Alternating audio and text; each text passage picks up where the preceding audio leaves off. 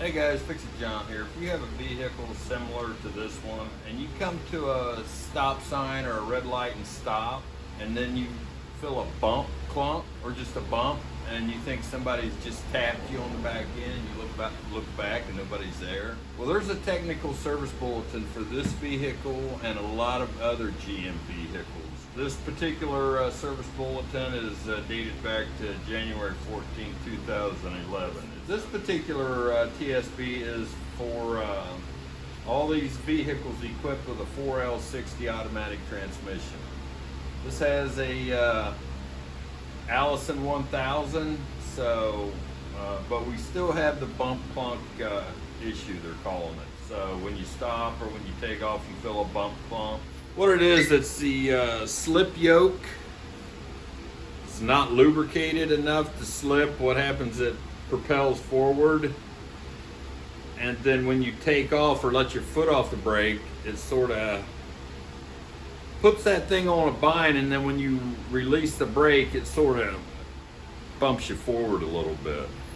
But I'll show you how to fix that problem. They probably need to put a Zerk fitting in that slip yoke, and they're not doing that. They're in the TSB, it says, do not replace the slip yoke unless the cleaning and lubrication procedure is ineffective. Now, it also says here, replace the propeller shaft slip yoke with a new nickel-plated slip yoke if the grease job doesn't work. So let's get under there and I'll show you what, it's not a hard problem to fix. I haven't been under here in several years because I put some really good grease in here and I haven't had an issue, but I'm doing a lot of other maintenance and work on this truck, and I figure I'm gonna go ahead and grease that slip yoke. Let me show you. All right guys, let's see what we got going on here.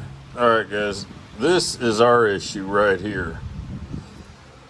Let me show you. Let me give you a perspective here. That's the transmission up there. Now on the 4L60, I think they said it was, it's that slip yoke right there going into the transmission. Right there. We don't have a problem there. And also on the four-wheel drive. All right guys, and over here to the left where the transfer case would be, you're getting that bump clunk there too. So with the drive shaft going in, I think it's one going to the front axle. But anyway, those slip yokes also need to be greased. Right here, our slip yoke, our issue is right here on the back half of the drive shaft. This is our issue right here. What happens is this slip yoke here gets on a bind in this propeller shaft, and it sort of just hikes up when you've stopped and your foot's on the brake, and then when you release the brake, it just sort of relaxes and propels you forward. You know, it doesn't feel like you've really been hit or anything. It just feels like somebody has just barely tapped you on the back end. You know, you'll find Zerks on big trucks, heavy duty trucks, in their slip yoke because of stuff like this. We got to come to the back of this drive shaft here and undo those 4 bolts. You have 2 on this side, 2 on that side. They're 11 millimeter. I just want to show you that I've been here before. See that line there that I put a line on there? The slip yoke, it only goes in one way, so. But I just wanted to show you that I have been in here before and marked the drive shaft. If you let it go for years and years and years, you may have an issue to where you need a brand new slip yoke. All right guys, I went up there and I put it in neutral. And let's see if we can get this sucker off. Lefty loosey, righty tighty.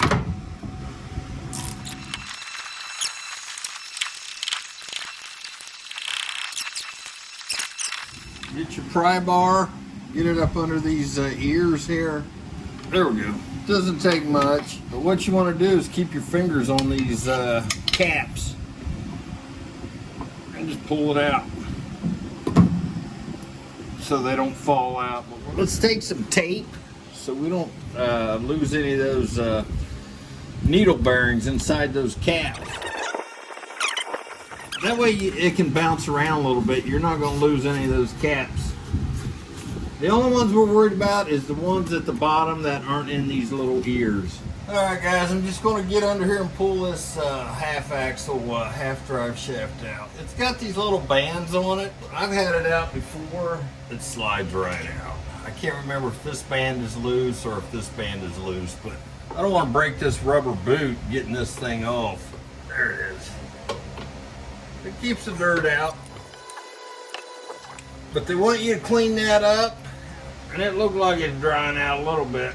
And it only goes on one way, so you don't have to worry about that. What happens is that drive shaft slips forward, that yoke slips forward over this propeller shaft. It gets on a bind, then when you pull forward, it slides back. It sort of kicks you forward. But yeah, we drove around several months wondering what was going on with it. But you want to use some high temperature grease, high temperature Moly grease. This is the propeller shaft here, guys. You can see where it's been off before. I don't have this clamp crimper. It should slide off, see that? Yeah, I really filled this sucker up last time. And it's been several years since I've been back in there, and no more clunks. But it kept it lubricated. I know it's been at least probably 10 years since I've been in here. But before, I was getting in here probably every couple years. I'm going to spray that spline out there. All right, guys, you see this slip yoke? See that fat spline there? It'll only go on one way on that propeller shaft. All right, guys, hopefully you can see that. I wiped that out.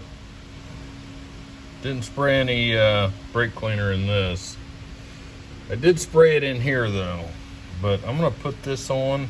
Yeah, adding some in here helps when it comes apart. It'll fall down in there. It's probably why it lasted so long that time. Poor man's way of doing something, but you know what? There. I don't believe she's going anywhere. And we got some wheel bearing grease right here. This has been around a long time. It's old, so. Still looks good. We're just going to put it in these splines here.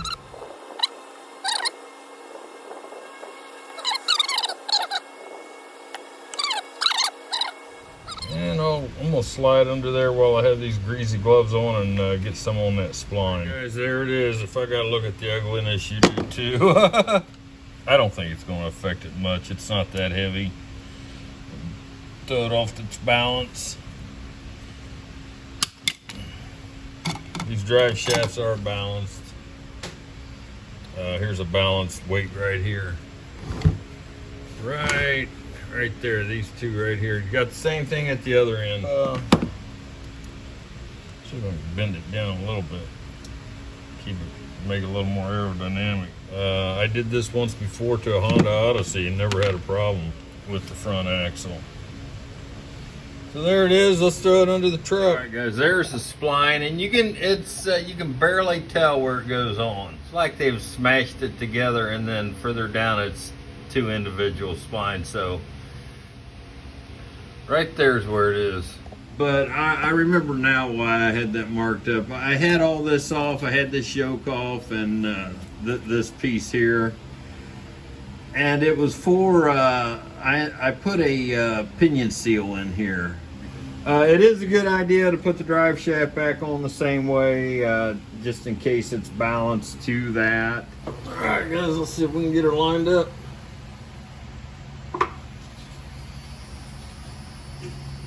Usually takes me a few times to do it, but there it is. Now, you got an airlock in her, and that's okay with me because we'll burp that out. You'll hear it burp. Hear it? There it goes. It's burped it. It burped it out. Better to have too much. In my case, I like too much. It'll always spit out in this boot and keep feeding it. That's how I've always done it. After I had to redo it and redo it and redo it. Otherwise, you're going to be right back in here in a year or two.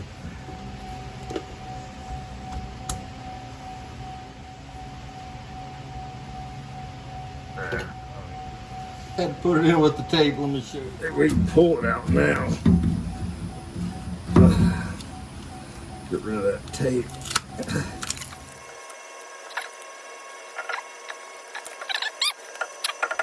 Put it right here into these little seats. There.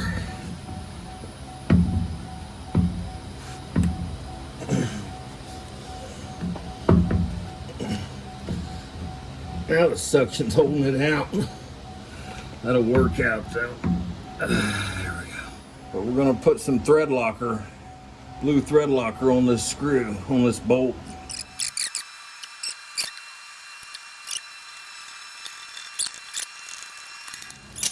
And roll that around. Make sure that other one's in there. Some blue thread locker on this side.